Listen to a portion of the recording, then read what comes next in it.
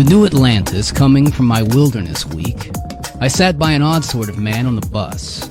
For a long time we didn't talk. I was mending stockings and he was reading. Then the bus broke down a few miles outside Gresham. Boiler trouble. The way it generally is when the driver insists on trying to go over 30.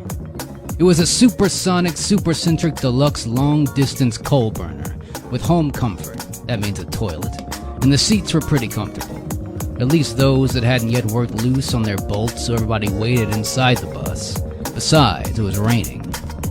We began talking, the way people do when there's a breakdown, and a wait.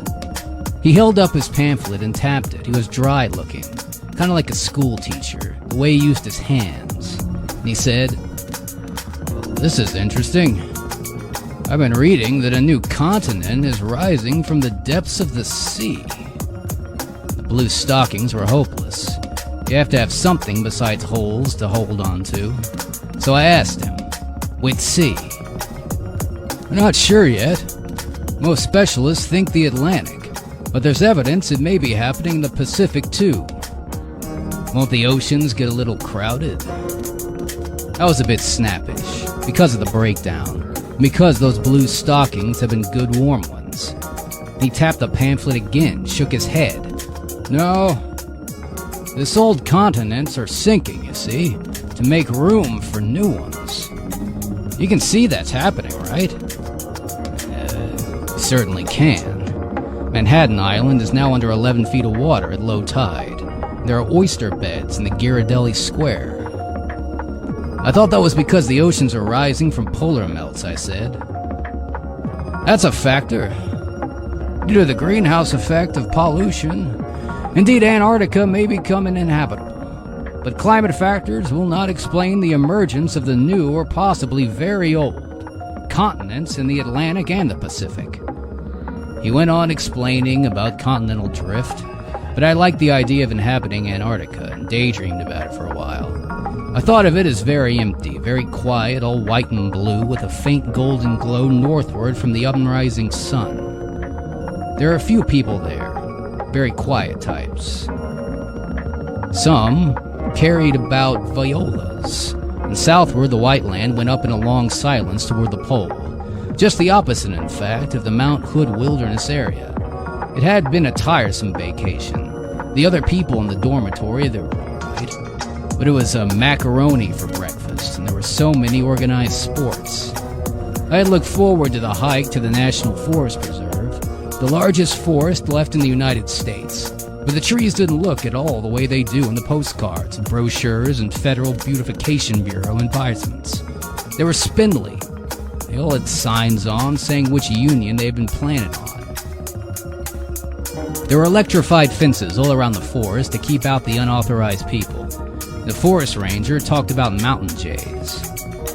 "Bold little robbers. Come and snatch a sandwich right out of your hand." But I didn't see any.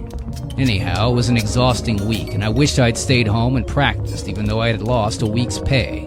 Because staying home and practicing the viola doesn't count as planned implementation of recreational leisure, as defined by the Federal Union of Unions.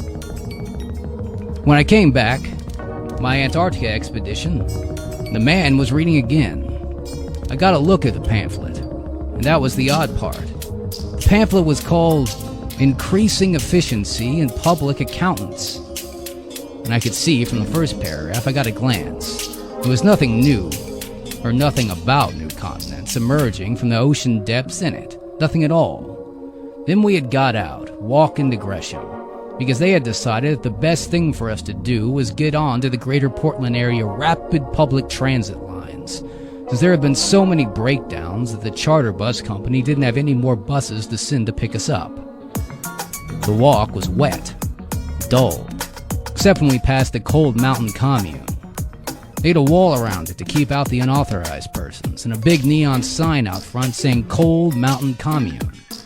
There were some people in authentic jeans and ponchos by the highway. Belts, sand, candles, soybean bread for the tourists. In Gresham, I took 440 GPATRL Superjet Flyer, a train to Burnside, East 20th. then walked to 217th and got the bus to the Goldschmidt overpass. Transferred to the shuttle bus, but it boiler trouble too, so I hadn't reached the downtown transfer point until 8:10. And the buses gone on once an hour, at least that was the schedule. So I got a meatless hamburger at the Longhorn Inch, the Thick Steakhouse, the Dinnerette. Caught the 9 o'clock bus and got home about 10. When I let myself into the apartment, I turned on the lights, but there weren't any. There'd been a power outage in West Portland for 3 weeks, so I went feeling for the candles in the dark, and it was a minute before I noticed that somebody was lying on the bed. I panicked. Tried again to turn the lights on. It was a man, lying there, a long, thin heap. Thought a burglar had got in somehow while I was away. He just died right there in the bed. I opened the door so I could get out as quick, or at least yell. Then I managed not to shake long enough to strike a match and lighted the candle. I came a little closer to the bed. The light disturbed him. He made a sort of snoring in his throat and turned his head. I saw it was a stranger, but I knew his eyebrows. Then the breadth of his closed eyelids. Then I saw my husband. He woke up while I was standing there over him, with a candle in my hand. He laughed and said, still half asleep, "Ah, Psyche, from the regions which are holy lands." Neither of us made much fuss. It was all unexpected, but it did seem so natural to him to be there, after all, much more natural than for him to not be there. He was too tired to be very emotional. We lay there together in the dark, and he explained that they had released him from the rehabilitation camp. And that was because his injured back, and that accident, and the gravel quarry, they were afraid it might get worse. If he died there, it wouldn't be good publicity. He had walked and hitched home from Coeur d'Alene, Idaho, a couple of days in jail in Walla Walla. He had almost fallen asleep telling me this. And when he had told me, he did fall asleep. He needed a change of clothes and a bath, and I didn't want to wake him up. Besides, I was tired too. So we lay side by side, and his head was on my arm. I don't suppose that I've ever been so happy. No.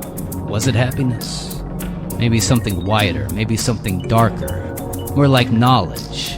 More like the night itself. Joy. It was dark for so long. So very long.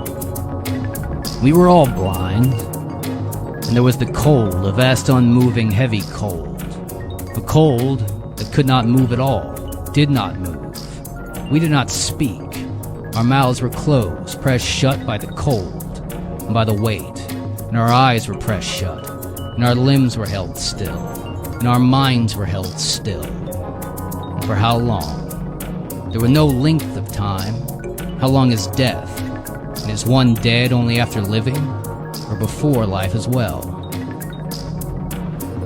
Certainly, if we thought anything, that we were dead, but if we'd ever been alive, we'd forgotten it. It was a change. It must have been the pressure that changed first, though we did not know it. The eyelids are sensitive to touch. They must have been weary of being shut, and when the pressure upon them has weakened a little, they opened. There was no way for us to know that. It was too cold for us to feel anything. There was nothing to be seen. It was black. But then, for the event created time, created before and after, near and far, now and then, there was the light. One small, strange light that passed slowly. At what distance we could not tell. A small greenish-white, slightly blurred point of radiance.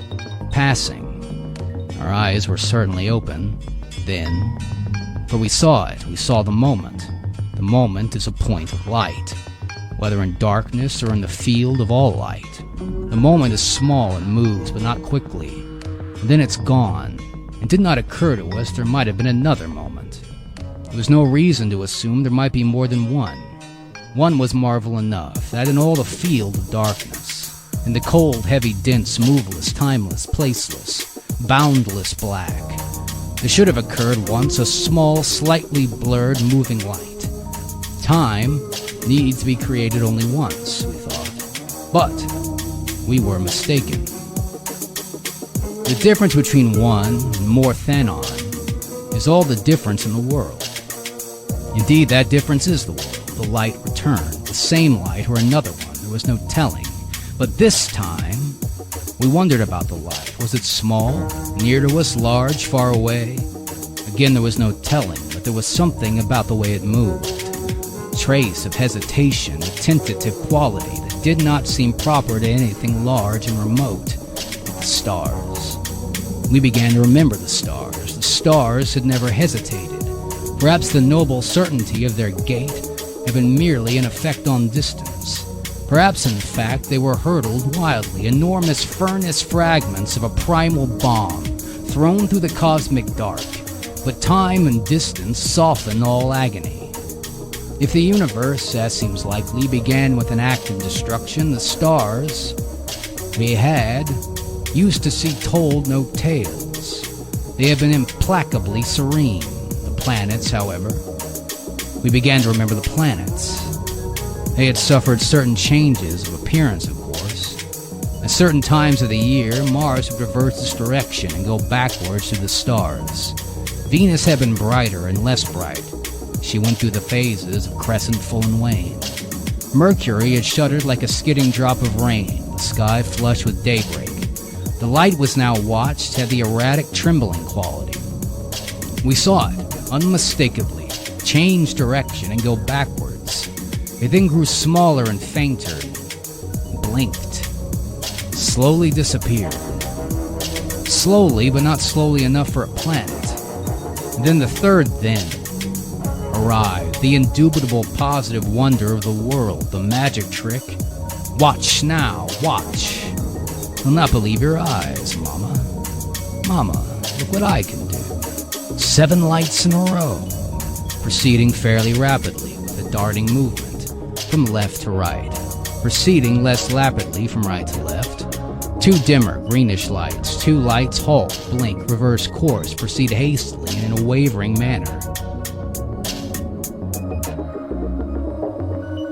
It's not the great existence we're seeking, but only the little lives.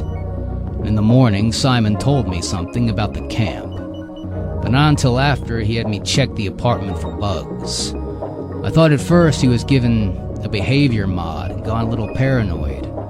We never had been infested, and I've been living alone for a year and a half.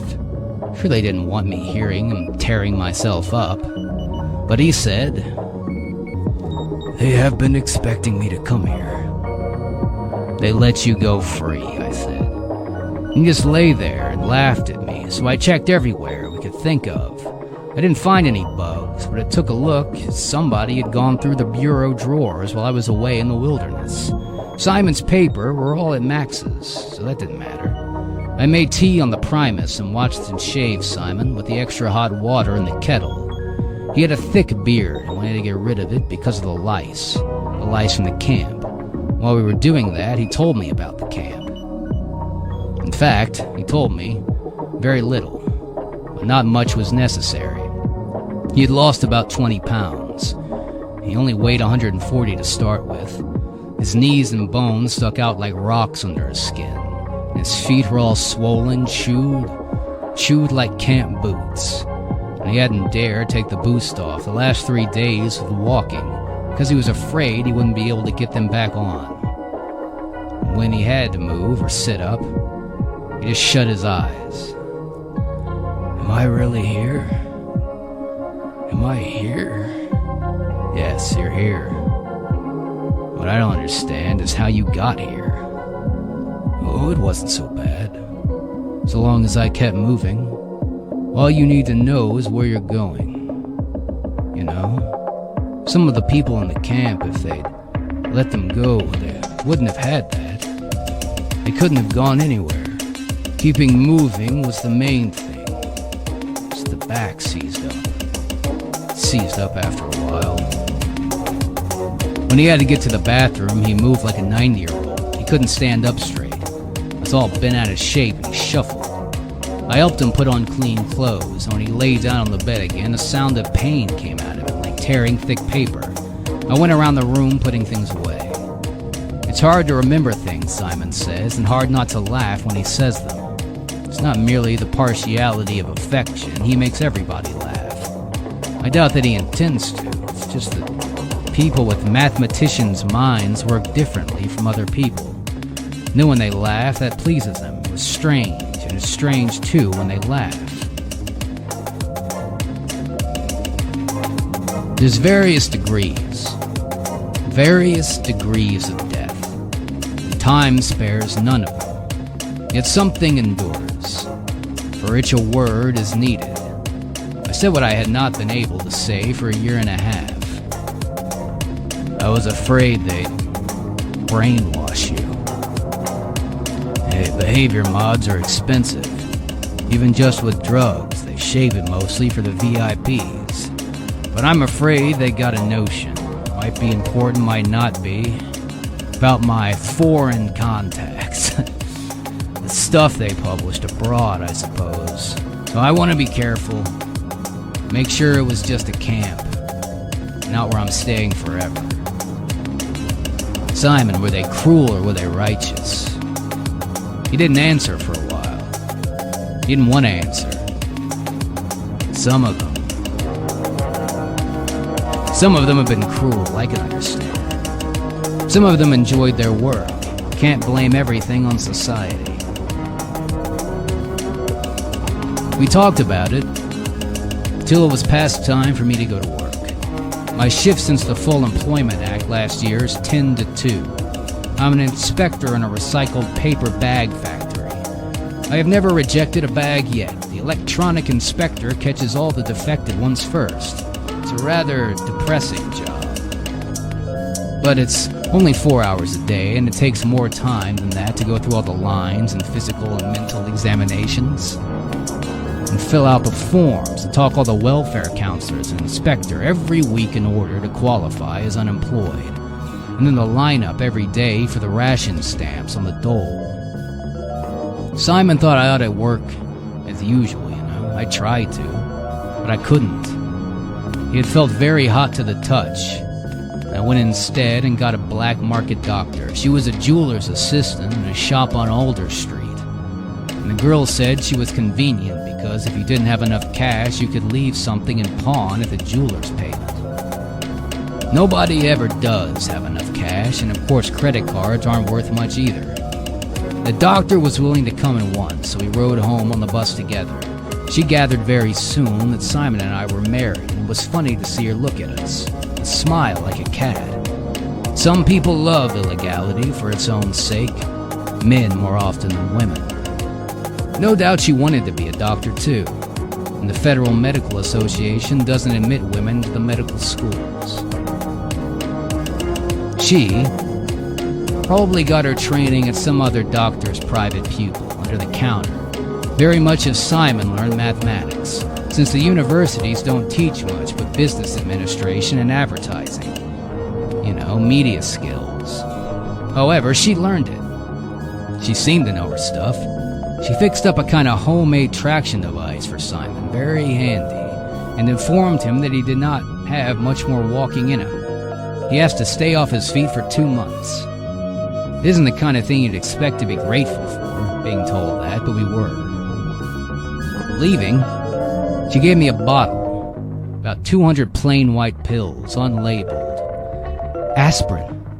He'll be in a good deal of pain, on and off for a few weeks. I took the bottle. I'd never seen aspirin before. Only the super buffed pain gone. Extra strength aspirin. FMA approved.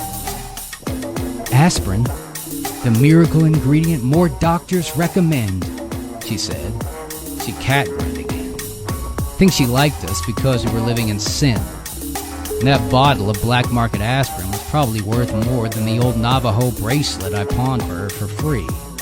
I went out again to register Simon as temporarily domiciled at my address, and to apply for temporary unemployment compensation ration stamps for him. They only gave them to you for 2 weeks. And you have to come every day, but to register him as temporarily disabled meant getting the signatures of 2 Fed meds. And I thought rather put that off for a while. It took 3 hours to go through the line to get the forms he would have filled out, answer the crafts questions and why he wasn't there in person. They smelled something fishy. Of course it's hard for them to prove that 2 people are married if you move now and then and your friends help out by sometimes registering one of you as living as their address. But they had all the back files on both of us, it was obvious. And the state really does make things awfully hard for itself. It must have been simpler to enforce the laws back when marriage was legal and adultery was what got you in trouble. They only had to catch you once, but I'll bet people broke the law just as often then as they do now. The lantern creatures came close enough at last that we could see not only their light, but their bodies in the illumination of the light. They were not pretty. They were dark-colored, most often a dark red. They were all mouth. They ate one another whole, light swallowed light, all swallowed together in a vaster mouth on the darkness. And they move slowly for nothing. However small and hungry, they can move fast under the weight, and that cold, their eyes round with fear. The gaping jaws. They wore strange, ugly decorations. Their lips and skulls, fringes, serrated wattles, feather-like fronds, gauze, bangles, and lures. Poor little sheep of the deep pastures. Poor, rugged, hunched-jawed dwarfs, squeezed to the bone by the weight of the darkness, chilled to the bone by the cold of the darkness. Tiny monsters burning with bright hunger, who brought us all back to life. And occasionally in the wan, sparse illumination of one of the lantern creatures, we caught a momentary glimpse of a large, unmoving shape, barest suggestion, off in the distance. Not of a wall, nothing so solid, certainly not a wall, but of a surface, an angle. Was it there? Something with glitter, faint, far off, far down. There's no use trying to make out what it might be. Probably was only a fleck of sediment, mud and mica, disturbed by a struggle between the lantern creatures, flickering like a bit of diamond dust as it rose and settled down. In any case, we could not move to go see what it was. We had not even been in the cold, narrow freedom of the lantern creatures. We were immobilized, borne down, still shadows among the half-guessed shadow walls. Were we there? The lantern creatures showed no awareness of us.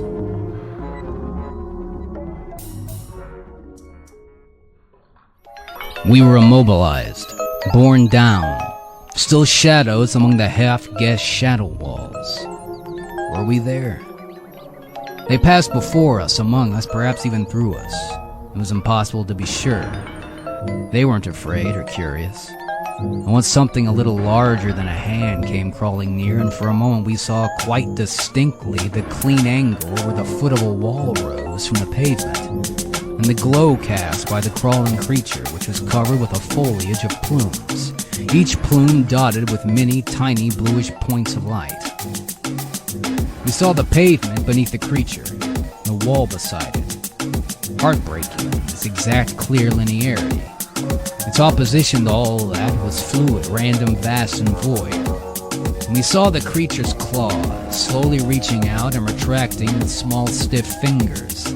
Saw it touch the wall, its plumage of light quivering, dragged itself along the vanish behind the corner. So we knew that the wall was there, and that it was an outer wall, a house front perhaps, or the side of one of the towers of the city. And remember the towers, remember the city. We had forgotten it. We had forgotten who we were. We remembered the city now. When I got home, the FBI had already been there. The computer at the police precinct where I registered Simon's address must have flashed right over to the computer at the FBI building. They had questioned Simon for about an hour, mostly about what he'd been doing during the 12 days it took for him to get from the camp to Portland. I suppose they thought he had flown to Peking or something. Having a police record in Walla Walla for hitchhiking helped him establish his story. He told me that one of them had gone to the bathroom. Sure enough, I found a bug stuck on top of the bathroom door frame. I left it, as we figured it's really better to leave it when you know it had one, than to take it off and then never be sure they haven't planted another one you don't know about. As Simon said, if we felt like we had to say something unpatriotic, we could always flush the toilet at the same time. I had a battery radio. There were so many stoppages because of the power failures, and the days the water had been boiled, and so on, that you really had to have a radio to save wasting time and dying typhoid. And he turned it on a while, and I was making supper on the Primus. The 6 o'clock All-American broadcast was on. Negotiations in the villa. Uruguay, the president's confidential aide, having seen the smile of passing blonde as he left on the 613th day of the secret negotiations. The capital city, I forget its name, but I hadn't been uninhabitable for 7 years anyway, was on the verge of being recaptured by the forces of freedom. The police action in Arizona was also successful. The neo-Birch insurgents in Phoenix could not hold much longer against the mass might of the American Army and Air Force, since their underground supply of small tactical nukes from the weather people in Los Angeles had been cut off. And there was an advertisement for federal credit cards, and a commercial for the Supreme Court. Take your legal troubles to the 9 wise men. Then there was something about why tariffs had gone up, and a report about the stock markets which had closed at over 2,000, and a commercial for U.S. government canned water. Then just as the battery began to give out, and the voice was dying away into a far tiny whisper, the announcers seemed to be saying something about a new continent emerging. What was that? I didn't hear it, Simon said, lying with his eyes shut and his face pale and sweaty. I gave him 2 aspirins before we ate. He ate a little, fell asleep while I was washing dishes in the bathroom. I had been going to practice, but a viola is a fairly wakeful in a one-room apartment, and I read for a while instead. It was a bestseller Janet had given me when she left. I don't read much since the libraries are closed down, but it's hard not to get books. And all you can buy is bestsellers. I don't remember the title of this one. The cover just said 90 million copies in print, big bold type. It was about small-town sex, and the small-town sex life of the people there, in the last century. The dear old 1970s, and there weren't any problems, and life was so simple and nostalgic. The author squeezed all the naughty thrills he could out of the fact that all the main characters were married. I looked at the end and saw that all the married couples shot each other after all their children became schizophrenic hookers, except for one brave pair that divorced, then leapt into bed together with a clear-eyed pair of government-employed lovers for 8 pages of healthy group sex as a brighter future dawned. I went to bed then too. Simon was hot, sleeping quietly. His breathing was like the sound of soft waves far away, and I went out to the dark sea on the sound. I used to go out to the dark sea, often as a kid, falling asleep. I'd almost forgotten my waking mind. As a child, all I had to do was stretch out and think the dark sea. The dark sea. Soon enough, I'd be there, in the great depths, rocking. After I grew up, it only happened rarely as a great gift. Know the abyss of the darkness and not to fear it, to trust oneself to it, whatever may arise from it, and what greater gift is there? We watched the tiny light come and go around us. In doing so, we gained the sense of space and direction, near and far, and the higher and the lower. It was that sense of space that allowed us to become aware of the currents. And space was no longer entirely still around us, suppressed by the enormous pressure of its own weight. Very dimly, we were aware that the cold darkness moved slowly, softly, pressing against us for a long time, and then ceasing in a vast oscillation. The empty darkness flowed slowly along our unmoving, unseen bodies, along them, past them, perhaps through them. We cannot tell. And when they did come from, those dim, slow, vast tides, what pressure or attraction stirred the depths of those slowly drifting movements? We could not understand them. We could only feel their touch against us.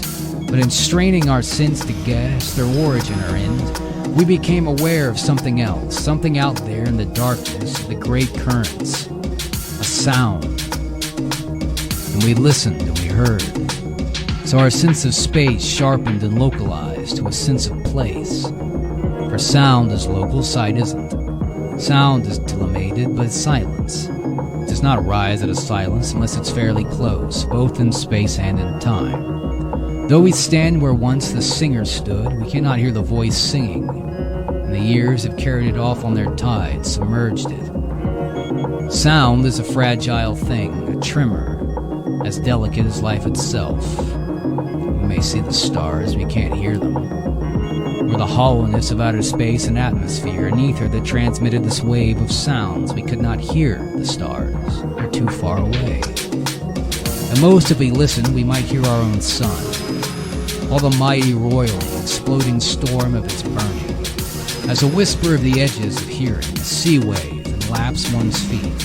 And if the shock wave of a volcanic eruption on the far side of the world, no one hears nothing. A red light flickers on the horizon. It's the reflection and smoke of a city on the distant mainland burning. But one hears nothing. Only on the slopes of the volcano and the suburbs of the city does one begin to hear the deep thunder and the high voices crying. Thus, when we became aware that we were hearing, we were sure that the sound we heard was fairly close to us. And yet, we may have been quite wrong. For we were in a strange place, a deep place, a sound traveling fast and far in the deep place. The silence there was perfect, letting the least noise be heard for hundreds of miles, and there were not small noises.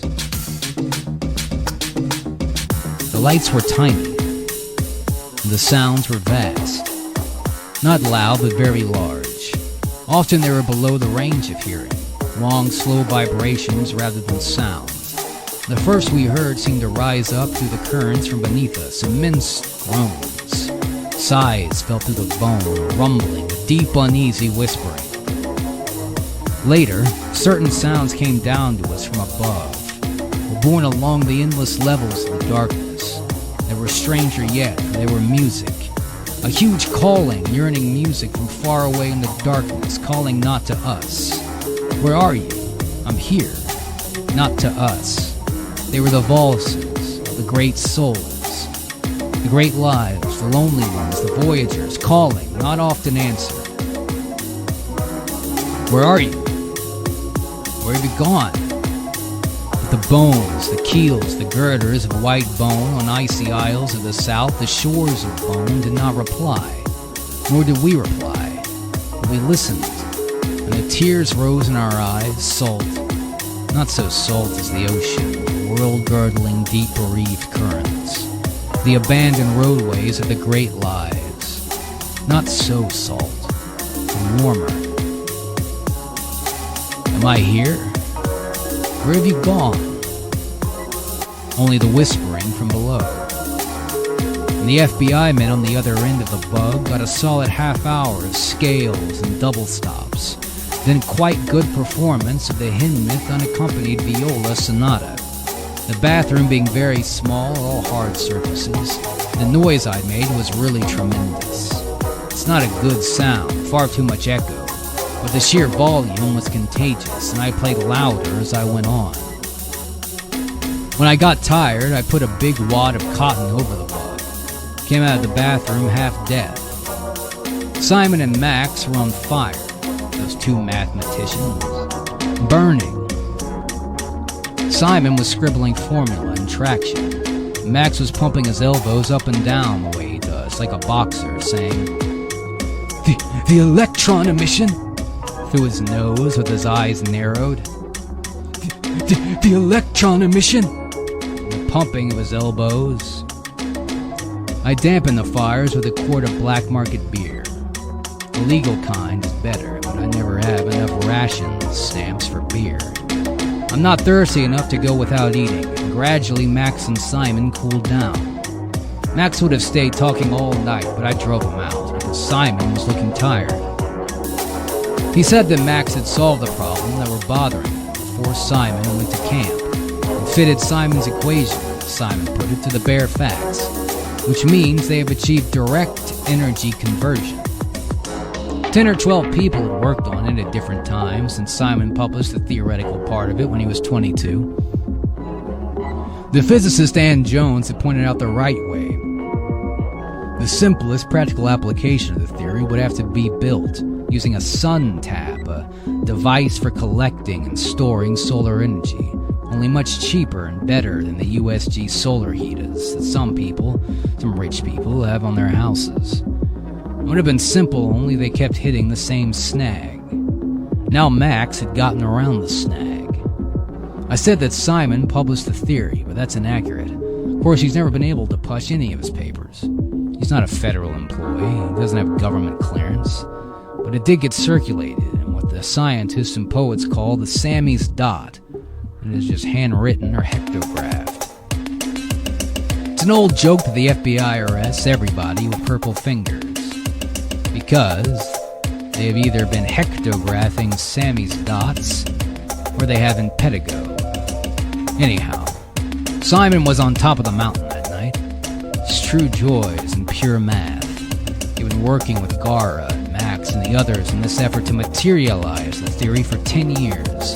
A taste of material victory is a good thing once in a lifetime. I asked him to explain the sun tap. What would it mean for the masses? He explained that it means we can tap solar energy for power using a device that's easier to build than a jar battery, and the efficiency and storage capacity are such that about 10 minutes of sunlight will power an apartment complex like ours, heat and lights and elevators, for 24 hours. Of course, he was bitter. Not many people come out of prison sweet.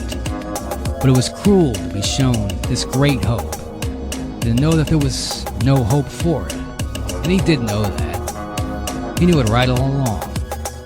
He knew there was no mountain. He was silking to the wind. The tiny light of the lantern creatures died out one by one. They sank away, and the distant lonely voices were silent. And the cold, slow current flowed, vacant, only shaken from time to time by shifting in the abyss. It was dark again. No voice spoke. All dark, dumb and cold. And then the sun rose. It was not like the dawns we had begun to remember, changed, the manifold, subtle. The smells, the stills, the weights, the appearance of objects looking gray, vague and new, as if just created, these distant mountains against eastern sky, one's own hands, the hoary grass full of dew and shadows, the fold in the edge of a curtain hanging by the window, and then before one is quite sure that one is indeed seeing them again, that light is returned, the day is breaking, the first abrupt sweet stammer of a waking bird. And then there's the chorus, voice by voice. This is my nest, this is my tree, this is my egg, this is my life, here I am, hooray for me. And the dawn, we had begun to remember, one did not become aware of the light itself, the separate objects touched by the sight, the things, the world. They were there, visible again, as if visibility were their own property, not a gift from the rising sun. And in this dawn there was nothing but the light itself. Indeed, there was not even light, but only color, blue. It was not compass. There was no bearing to it. It was not brighter in the east. There was no east or west. It was only up and down, below and above. Below was dark. Blue light came from above. Brightness fell. Beneath where the shaking thunder had stilted, the brightness died away through the violet and their blankness. And we, arising, watched lights fall. In a way, it was more like the ethereal snowfall than the sunrise. The light seemed to be in discrete particles, infinitesimal flecks, slowly descending, fainter than flecks of fine snow on a dark night, tinier, but blue, a soft penetrating blue tending to the violet, the color of the shadows in an iceberg, the color of a streak of sky between gray clouds on a winter afternoon before snow, faint as intensity but vivid hue, the color of the remote, the color of the cold, the color farthest from the sun. There was nothing. Nothing except the color turquoise. And the change continued. The opacity became veined and thin. The dense solid color began to appear translucent and transparent. And it seemed as if you were in the heart of a sacred jade, or the brilliant crystal of a sapphire or an emerald. And as the inner structure of a crystal, there was no motion. But there was something now to see. It is as if we saw the motionless, elegant inward structures of the molecules of a precious stone. Planes and angles appeared about us, shadowless and clear, that even glowing blue-green light. There were the walls and towers of the city, the streets, the windows, the gates. We knew them, but we did not recognize them. We did not dare to recognize them. It had been so long, it was strange. We had used to dream. We lived in the city. We had lain down nights in rooms behind the windows and slept and dreamed. Dreamed of the deep ocean, the deep sea. Were we not dreaming now?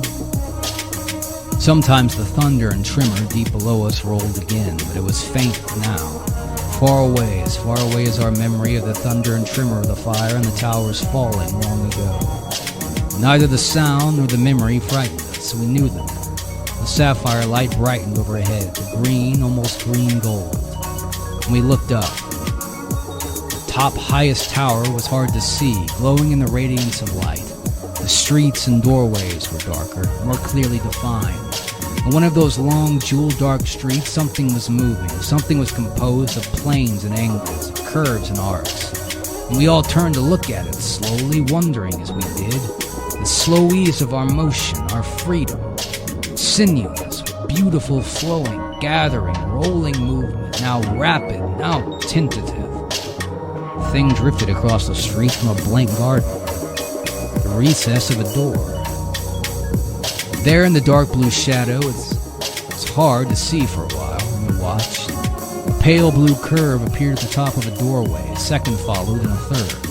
The moving thing clung or hovered there above the door like a swaying knot, motionless but carving. A carving in jade light, a carving in stone, delicately and easy. Long curving tentacles followed the curves of the carved figure, 8 petal limbs, the round eyes. Did it recognize its image? The living one swung suddenly, gathered its curves in a loose knot, and darted away down the street, swift and sinuous.